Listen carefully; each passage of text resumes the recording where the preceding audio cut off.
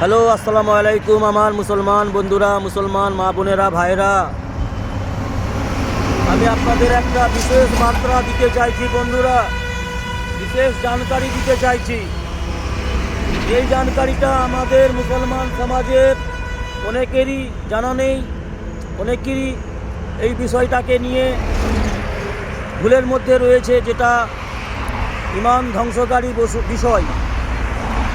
আজকে 18ই ডিসেম্বর, এখন বাজে প্রায় 6:30, সন্ধ্যা 6:30।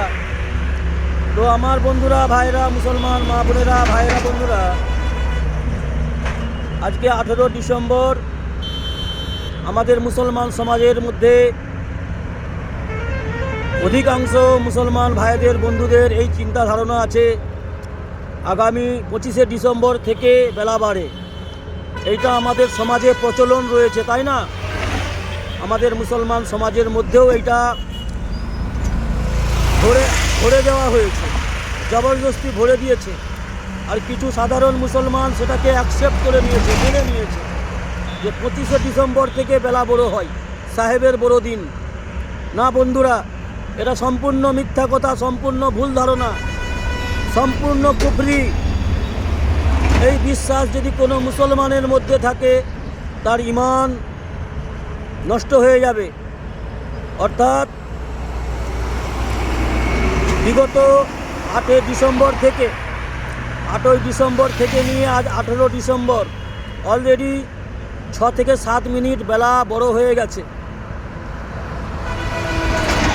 আপনারা চিন্তা ভাবনা করে দেখুন, আজ থেকে 10 দিন আগে 4:58-তে মাগরিবের আজান হতো, সন্ধ্যা হতো।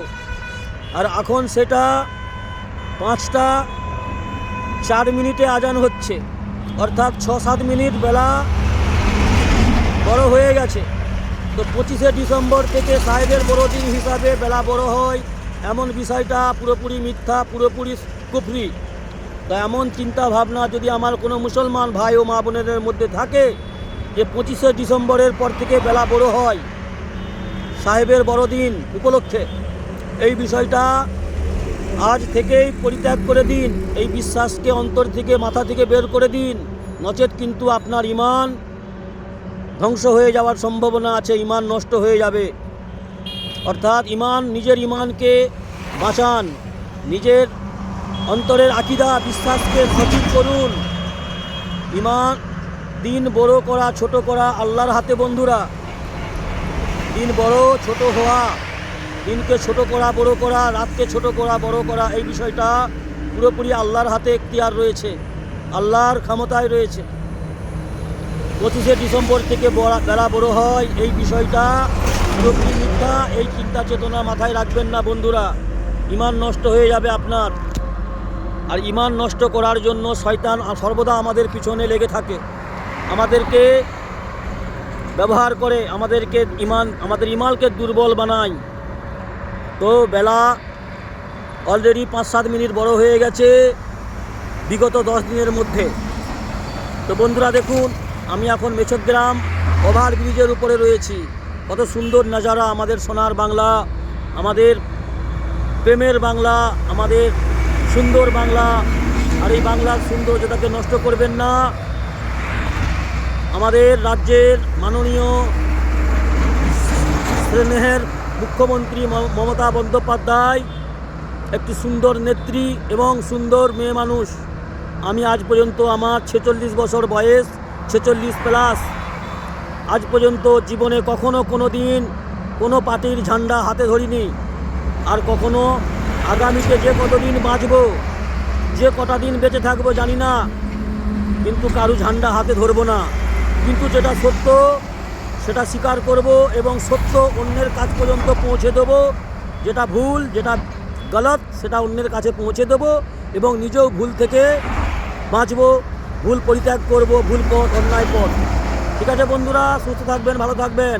এই দেখুন মেছগ্রামের ওভারব্রিজ, আর এই রুটটা যাচ্ছে ঘাটাল, উত্তর দিকে ঘাটাল যাচ্ছে এই রুটটা। এটা যাচ্ছে হাওড়া, এই পাশে হচ্ছে খড়গপুর, আর এ পাশে হচ্ছে পাঁশকুড়া, হলদিয়া। তো আমি এখন ঠিক ওভারব্রিজের মাঝামাঝি দাঁড়িয়ে ভিডিওটা আপনাদের কাছে বানিয়ে দিলাম। অর্থাৎ বন্ধুরা, ভুল আকিদা, ভুল চিন্তা চেতনা মাথা থেকে বের করে দিন, নিজের ইমানকে রক্ষা করুন। আসসালামু আলাইকুম বন্ধুরা, ভালো থাকবেন।